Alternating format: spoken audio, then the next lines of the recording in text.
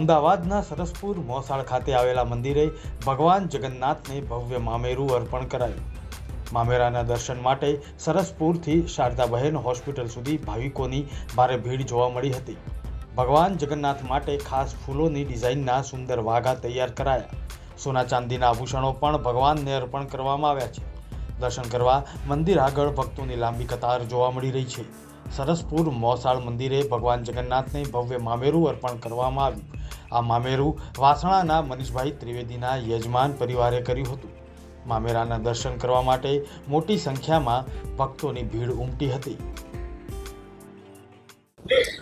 ભગવાન જગન્નાથજીની 148મી રથયાત્રા 27મી જૂન અષાઢ શુક્લ દ્વિતીયાના રોજ જગન્નાથજી મંદિર પ્રાંગણથી સવારે 7 વાગે નીકળશે।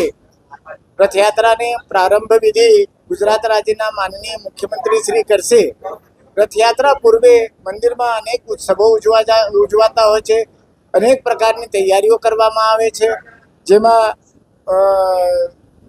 ભગવાન જગન્નાથજીનો નેત્રોત્સવ વિધિ છે। ગજરાજોની પૂજન કરવામાં આવે છે। ભગવાન જગન્નાથજીને પ્રતિપદાના દિવસે સોના વેશમાં શૃંગાર કરવામાં આવે છે। અને ભગવાન જગન્નાથજી જ્યારે આટલી મોટી સંખ્યામાં માનવ મહેરામણ વચ્ચે જતા હોય ખબર અંતર પૂછવા માટે, લોકોના દુઃખ સુખની હાલ સમાચાર લેવા, ત્યારે મંદિર તરફથી ભગવાનની સાથે પ્રસાદની પર વ્યવસ્થા કરવામાં આવે છે। એ પ્રસાદની વ્યવસ્થામાં 30,000 કિલો મગ, 500 કિલો કેરી, 500 કિલો જાંબુ અને દાડમ, કાકડી તૈયારી કરવામાં આવે છે। નેત્રોત્સવના દિવસે ભગવાનની આંખે જે કપડાથી પાટો બાંધવામાં આવે છે, જેને આપણે ઉપરણા કહીએ છીએ, એ 2 લાખની સંખ્યામાં રથયાત્રાના દિવસે ભગવાનના પ્રસાદ રૂપે દર્શનાર્થીઓમાં, ભક્તોમાં વહેંચવામાં આવશે। ભગવાન જગન્નાથજીની રથયાત્રા જ્યારે નીકળે ત્યારે નગરજનોને એક ખાસ અપીલ કે ભગવાન જગન્નાથજી આપણા દ્વારે આવે છે ત્યારે ખૂબ જ શાંતિ અને સદભાવપૂર્ણ વાતાવરણમાં આપણે આ રથયાત્રાને ઉજવીએ। આપણે વર્ષોથી આને લોકોત્સવ તરીકે ઉજવતા આવ્યા છીએ। એ જ પ્રણાલીથી આપણે ભગવાનની ભજન ગાઈએ, પૂજન કરીએ અને ભગવાનને પ્રાર્થના કરીએ કે ભગવાન, આ સમગ્ર સૃષ્ટિ આપની રચના છે, આપની રચનામાં કોઈ દુઃખી ન રહે, એ પ્રકારે આપણે ભગવાનની પૂજા કરીએ અને સર્વ સૃષ્ટિના લોકો સુખ સંપત્તિથી પરિપૂર્ણ થાય। સર્વે ભવંતુ સુખિનઃ, સર્વે સંતુ નિરામયા, એ ભગવાનને પ્રાર્થના કરીએ। અમદાવાદ ખાતે ભગવાન જગન્નાથજીની 148મી રથયાત્રા હર્ષોલ્લાસથી વિધિવત રીતે યોજાશે।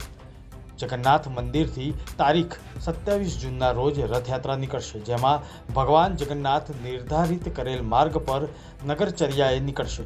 આ રથયાત્રામાં અગ્રભાગમાં 16 શણગાર કરેલ 18 ગજરાજો, ભારતીય સંસ્કૃતિની પ્રતીતિ કરાવતી 101 ટ્રક, અંગ કસરતના પ્રયોગ બતાવતા 30 અખાડા, 18 ભજન મંડળીઓ સહિત આશરે 1000 ઉપરના ખલાસીઓ રથને ખેંચશે।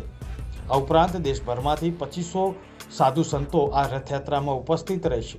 રથયાત્રાના પ્રસાદની વાત કરીએ તો રથયાત્રામાં 30,000 કિલો મગ, 500 કિલો જાંબુ, 500 કિલો કેરી, 400 કિલો કાકડી અને દાડમ તથા 2 લાખ ઉપેરણાનો પ્રસાદ વહેંચાશે। 27 તારીખે વહેલી સવારે 3 વાગે દેશના ગૃહમંત્રી અમિત શાહ જગન્નાથ મંદિર ખાતે મંગળા આરતી કરશે અને સવારે 7 વાગે રાજ્યના મુખ્યમંત્રી સોનાની સાવરણી દ્વારા પહિંદ વિધિ કરીને વિધિવત રથયાત્રાની શરૂઆત કરાવશે। આ ઉપરાંત આ દિવસે ગરબા અને આદિવાસી નૃત્યનો કાર્યક્રમ પણ યોજાશે।